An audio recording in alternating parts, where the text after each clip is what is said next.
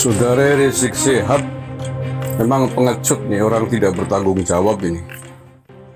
Sudah melempar provokasi kepada warga masyarakat Muslim, umat Islam, laskar-laskar, suruh mengeluarkan golok kalau ada demo di Jakarta gitu ya. Ternyata umroh katanya sih umroh begitu loh. Kan sama saja, mau melarikan diri dari tanggung jawab. Kalau nanti ada keributan di Jakarta, dia di jauh di luar negeri. Ini kan pengecut namanya. Ini mudah-mudahan sih, ya ampun, mau ke tanah suci tapi dengan meninggalkan jejak buruk. Mudah-mudahan sih waras selamat ya di tanah suci itu. Ya, mudah-mudahan waras selamat ya, karena keberangkatannya meninggalkan sesuatu yang bisa berdampak sangat buruk bagi bangsa dan negara ini. Bisa pecah belah, adu domba antar sesama anak bangsa, sampai kata-kata nyuruh orang-orang mengeluarkan senjata tajam segala itu kan luar biasa itu. Mestinya mau pergi umroh ke tanah suci, berangkat dengan baik-baik, minta didoakan dan lain sebagainya, meninggalkan petuah-petuah kalimat-kalimat yang menyejukkan agar didoakan. Nah ini sampean nggak didoakan Kang Rizik, ya mungkin ada yang mendoakan sedikit, tapi yang akan mendoakan sebaliknya saya kira jauh lebih banyak karena provokasimu itu.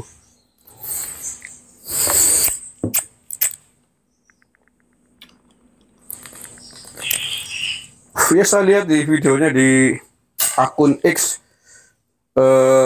tadi pagi, nampaknya diunggah belum lama. Mungkin kalau tidak kemarin sore ya semalam itu Rizik Syihab dengan istrinya di bandara mau naik pesawat dengan caption mau berangkat umroh katanya. Ini kan Masya Allah, tapi saya yakin bahwa umat Islam di Indonesia, khususnya di Jakarta dan sekitarnya, sudah tidak mudah lagi untuk diprovokasi oleh orang bernama Rizik Syihab.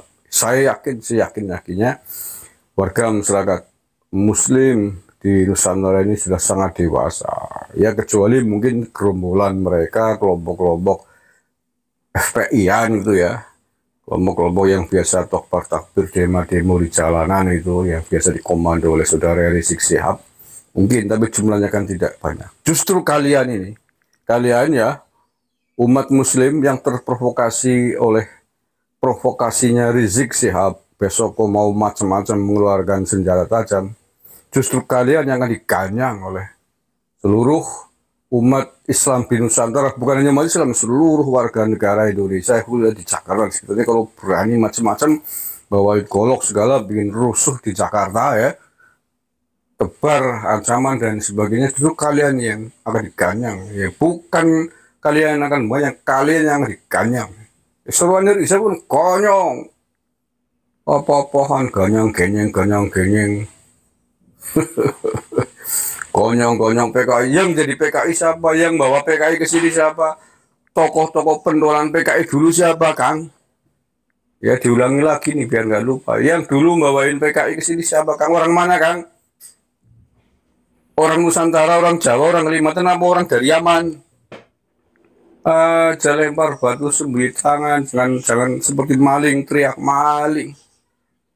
Siapa sih itu Muso? Siapa itu si DN Al-Aidid? Faktanya begitu kok malah teriak PKB, maksudnya biar menghilangkan jejak kan? Iya kan, maling teriak maling kan begitu, dia yang maling kemudian teriak maling biar orang yang tidak tahu terprovokasi, tertipu, tidak menyangka dirinya maling kan begitu. Menurut orang yang tidak bersalah diteriakin maling, ditangkap, suruhnya begitu kan. Tapi sekali lagi bahwa kita warga bangsa Indonesia selama setidaknya 10 tahun terakhir sudah sangat terdidik, sangat paham dengan gerakan-gerakan kelompok-kelompok radikal semacam ini, sampai kemudian ormas dan dibubarkan. Lalu ya ormas yang didirikan oleh saudara Rizik Syihab sudah dibubarkan. Front Pembela Islam itu. HTI juga ya saudara kembar dalam konteks gerakan harokah politiknya dengan mengatasnamakan Islam, tapi untuk kepentingan politik sudah dibubarkan juga. Hanya sayangnya bahwa pemerintah tanggung menurut saya hanya membubarkan wadahnya, rumahnya, tetapi penghuninya tidak dibubarkan, tidak ditangkap, tidak dikenai sanksi hukum. Ya akhirnya begini, sudah rumahnya dibubarkan, penghuninya dilepas liarkan, terus berkuar-kuar memprovokasi, menghasut, baik yang lewat panggung maupun lewat medsos, terus bertebaran PKA, PKI, PKA, PKI, kayak tapi Alfian Tanjung, si Jenggot Gambreng sampai itu, eh Adri Kurniawan tuh, Jenggot Gambreng kamu tuh, ikannya PKA, PKI, PKA, PKI, tampilin dasar nggak ketemunya gue. Lalu yang wong kayak gitu jadi keturunan Cina Jawa, kucluk kue dari. Lah yang kayak jadi etnis Cina, agen Partai Komunis Cina jadi. Yo jejak dasar kayak dari Kurniawan gue, ngerti ya dari Kurniawan kayak, ngerti kan dari ketemunya pelpoknya Blumbang gue masalah gemes awar gue. Ceramah kok sini kok PKO, PKO 200 orang sekarang kader PKI di gedung DPR. Kayak gitu kok dibiarin aja sama aparat loh. Kalau saya Kapolrinya udah tangkap itu si Andri Gunawan tuh. Jebloskan usaha kalau perlu nggak usah disidangkan tuh. Lempar ke laut dari Keltak Bayan. Bajuk sih ya. Provokasi menghasut. Tapi ya sekali lagi untung bahwa warga masyarakat itu sudah cerdas sehingga tidak mudah diprovokasi oleh kelompok-kelompok ekstremis semacam itu, kelompok-kelompok Islam garis keras, ekstrim kanan gitu ya. Jadi ya lah. Tapi saya kira kita semua sepakat bahwa Gusti Allah boten sare cara wong Jawa nih. Allah tidak tidur. Allah Maha Adil dan bijaksana. Siapa yang salah akan seleh. Siapa yang macam-macam bikin perkara di atas tanah Nusantara ini cepat dolabat pasti kembali seleh. Geletak kayak bahasa orang ya mau geletak keberencarane selalu alam kita serahkan kepada yang Maha Kuasa, yang ngerengku, yang menguasai jagat raya ini, alam semesta ini, yang tidak pernah tidur atas gelawikan, atas pola nakalnya hamba-hambanya di atas bumi ini, apalagi yang terang-terangan mengatasnamakan agama sucinya, agama Islam, yang mengatasnamakan Nabi, mengatasnamakan kedurian Nabi. Anda siap-siap saja memenuhi badai, memenuhi karma, cepat atau lambat, di dunia ataupun nanti pasca Anda meninggalkan dunia fana ini. Ya, Anda telah menggunakan agama untuk kepentingan nafsu-nafsu jangka pendek, baik itu nafsu-nafsu politik maupun yang lain-lain. Ya, Rizik Syihab, Anda penjorangan nih, provokasi, melempar provokasi, menghasut masa, suruh keluarin golok dan lain sebagainya, ngacir pergi ya. Dalih mau apa nggak usah, tapi faktanya kan meninggalkan Indonesia berangkat ke tanah suci kan, tapi dengan jejak digital, dengan jejak provokasi yang Masya Allah akan meninggalkan doa-doa yang kurang baik. Dan hati-hati aja, berdoa aja terus ada selamat. Nah, itu tadi saudaraku, kita sudah mendengar dari pembahasan Bapak KBN Nusantara. Kenapa saya katakan beliau Bapak KBN Nusantara? Karena nama channelnya KBN Nusantara. Nah, saudaraku, kita melihat bagaimana komentar beliau terhadap Habib Rizik Syihab ya. Nah, di sini ada yang memberikan komentar yang sangat lucu sekali Bapak Ibu ya. Yang setuju saudara Rizik diusir dari NKRI angkat jempol. Ini luar biasa. Langsung yang angkat jempolnya saudara 4.700. banyak sekali yang angkat jempol ya. 4.700 yang angkat jempol. Berarti banyak sekali orang yang setuju Rizik diusir dari NKRI. Nah, buktinya ketika tukang bongkar 99 memberikan komentar yang setuju saudara Rizik diusir dari NKRI angkat jempol. 4.700 yang angkat jempol, dan di bawahnya ada yang memberikan komentar ulasan 214 komentar. Nah, lalu ada juga yang memberikan komentar Abdul Hamid Harun 9902. Dan yang setuju Rizik mohon maaf, dia bukan keturunan Nabi, angkat jempolnya. Wow, banyak juga yang angkat jempol Bapak Ibu. Kita bisa lihat di sini ya, 3.200 yang angkat jempol. Dan 105 komentar ulasan di bawah komentar Bapak Abdullah Hamid Run 9902. Nah, di sini kita bisa lihat juga ada komentar dari Dupolau. Mana yang setuju? Para muhibinnya ikut si Rizik pulang ke Yaman. Angkat jempolnya. 3.200 yang jempol.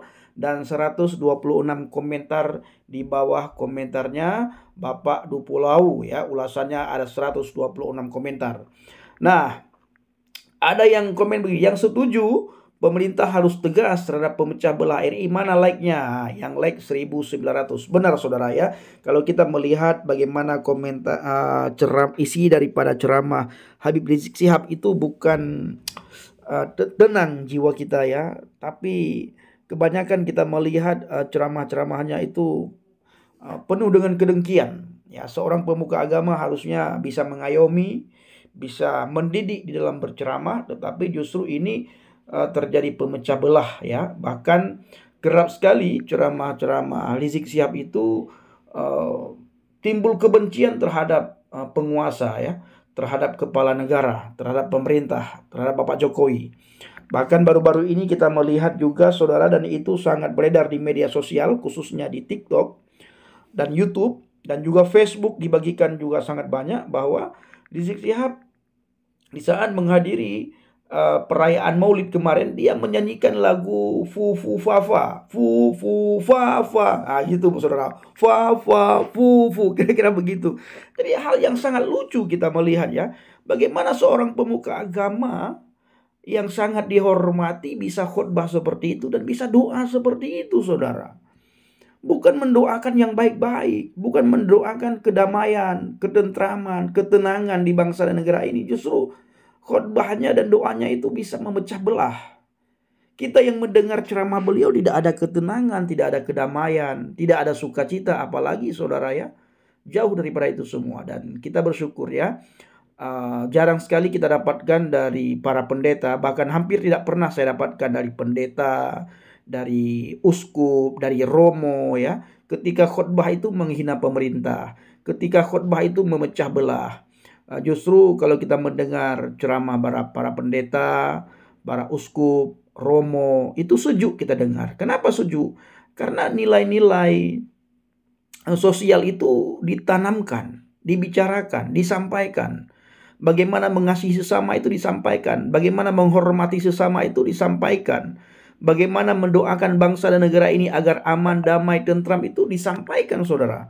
Beda dengan oknum-oknum tertentu yang mengaku dirinya adalah cucu Nabi, orang hebat dalam beribadah, dalam beragama. Khotbahnya kok seperti itu, ceramahnya kok seperti itu.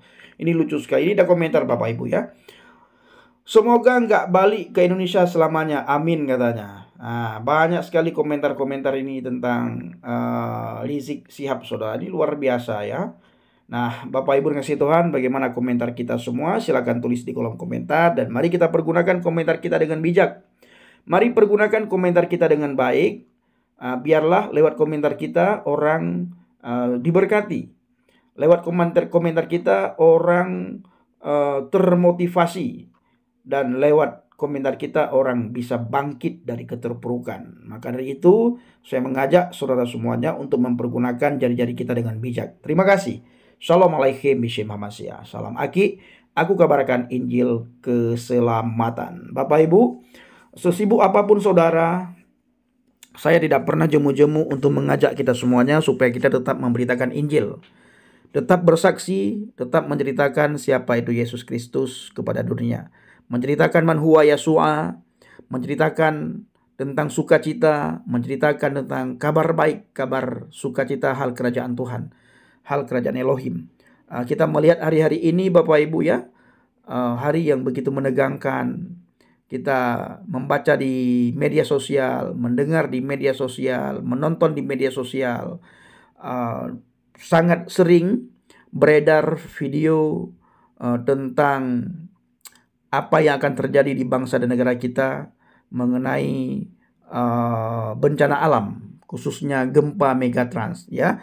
Bapak Ibu, saya ingin mengajak saudara semuanya supaya kita jangan takut, tetap berpegang teguh pada firman Tuhan, karena jauh-jauh hari sebelum BMKG memberikan informasi tersebut kepada kita tentang gempa, Alkitab sudah duluan menulis bahwa di akhir zaman nanti akan terjadi gempa besar, terjadi bencana, ya, bencana alam terjadi di mana-mana, banjir terjadi di mana-mana, penyakit sampar terjadi di mana-mana, perang saudara terjadi di mana-mana, negara bangkit melawan negara, itu terjadi, raja bangkit melawan raja, itu terjadi di mana-mana, dan sudah terjadi dan sedang terjadi dan akan terjadi. Jadi fokus kita Bapak Ibu bagaimana kita berada di dalam firman Tuhan, berada di dalam kebenaran. Di luar Yesus tidak ada kebenaran, di luar firman Tuhan tidak ada kebenaran. Makanya pengharapan kita itu hanya ada pada Yesus, saudaraku. Maka bergantung mutlak kepada Dia. Harapan kita serahkan kepada Dia. Harapan kita ada pada Dia, saudaraku, ya. Maka dari itu saya tidak jemu-jemu mengajak saudara semuanya dan saya secara pribadi supaya kita harus bisa memposisikan diri kita berada di atas pondasi iman yang benar, berada di dalam firman Tuhan. Karena Dia adalah keselamatan bagi kita. Di luar Dia kita tidak bisa selamat. Kalau di dalam Dia ada pengharapan yang besar, saudaraku. Dan Tuhan tidak akan membiarkan kita tergeletak, saudara, ya. Maka kita bergantung mutlak sepenuhnya karena Dia penolong kita, Dia pelindung bagi kita. Terima kasih.